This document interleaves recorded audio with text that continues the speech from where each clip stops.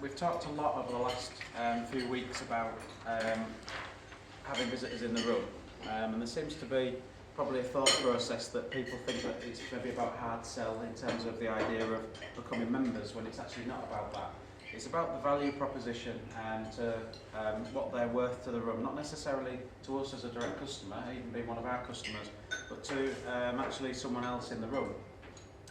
Now, the key goal for us is obviously to grow the group size. We're roughly at around 20, and the perception is that the amount of referrals that we actually give just goes up at the same amount, when actually it gets exponentially easier, which is what the red line illustrates, as to how many actual referrals we can pass, because with the more people that we've got in the room, the easier it is for us to find referrals for other people, the easier for that business to get past, and potentially more money is obviously going to go in the pot in terms of the value to the group.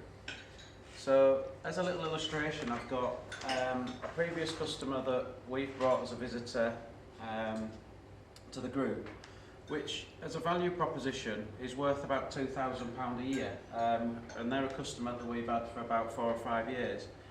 But we brought that visitor once to the group, they actually got introduced to Andy, became a customer of Andy's, and actually their value proposition to Andy was about £20,000.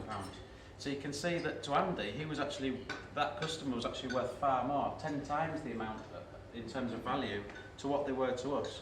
So don't be afraid to bring existing customers, because we don't know what we don't know. We don't know what that value is to someone else in the room.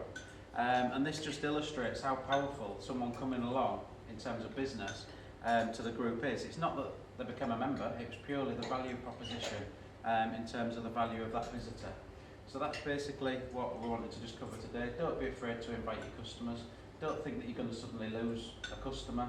It's going to be that they could add a significant amount of value. Even though they don't become a customer, they could add a lot of value to one of the people that you're working with, who you're trying to find leads for in the room. So that's what it's all about today. Thanks very much.